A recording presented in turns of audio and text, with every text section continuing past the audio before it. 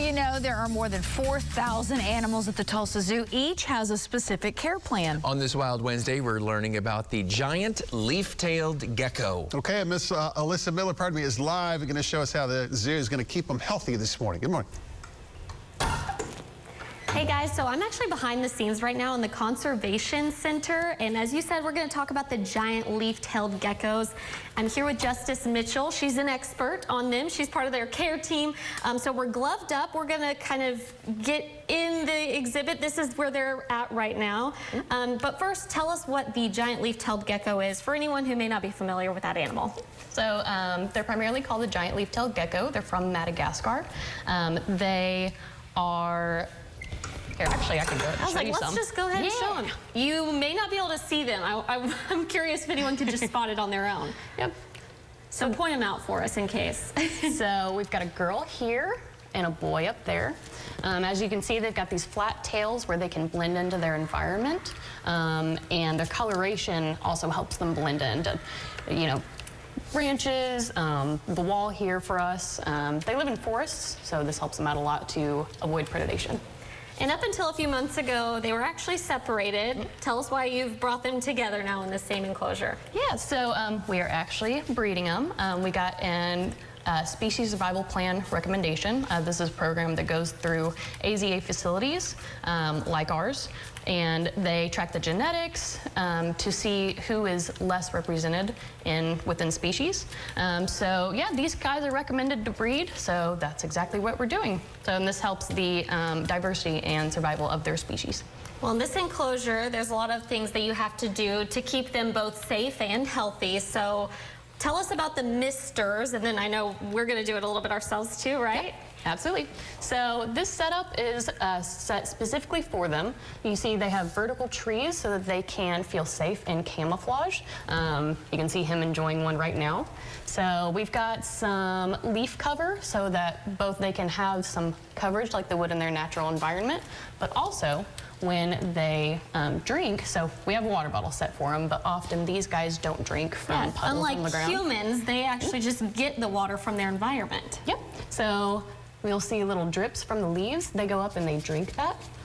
So it's important that we mist them and keep humidity high. So actually... Yeah, just to add a little extra here, we're gonna... Yeah, gonna be a zookeeper for the day. Okay, so I should just go on the leaves, you think? Okay. Yeah, absolutely. All right. Drink up, guys.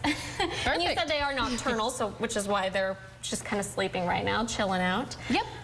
What else do you guys do? I see the temperature set there. Is there anything else that you guys do? Oh yeah. So we do keep track of their humidity and temperature. They have a lower temperature range, so you can see we're right in mid-70s, perfect for them, and high humidity since they are from the rainforest of Madagascar. So, but other than that, of course, feeding is important. Feeding time. All right. So actually, exciting day. And these are live crickets right now that we're... So just a little scoop of calcium. What's this for? So because we are breeding, so it's important for us to give reptiles in our care calcium anyway. It's an important vitamin that they need, but they need a little bit extra because while she is creating eggs, she needs a little more calcium to calcify those eggs so that we have strong eggs that will give us some strong baby geckos. And you said I can just reach in there and grab some? Absolutely. So we're gonna dust them. Guys, I'm actually really nervous about this. I've never touched a live bug before. Ah! Yep. Okay. And so the movement of the live crickets will actually entice them to go after them and hunt them, just like they would in the wild. All right, you can do the rest of them if you need to. Absolutely, here we go. And that should be She's a little less afraid than I am. But she does this every day. Yeah. Yep. Oh, so since we are talking about breeding, is there any chance that we could see a baby gecko anytime soon?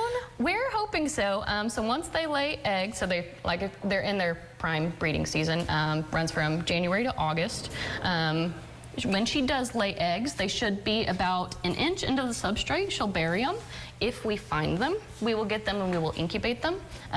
We have a whole incubation system set up here. And they will incubate for about 90 to 110 days. Okay. After that, then they end up, they're kind of the size of a penny. That small, that is incredible. But also because they are nocturnal, and this is a pretty big enclosure, we may not find them. Sometimes that happens. And so the parameters are so that if we do get eggs, they can kind of naturally do their thing in here, and we may walk in and 110 days of baby geckos. That is awesome. Well, Justice, thank you so much for teaching us all about the giant leaf-tailed gecko. I'll send it back to you guys and let these guys get some sleep.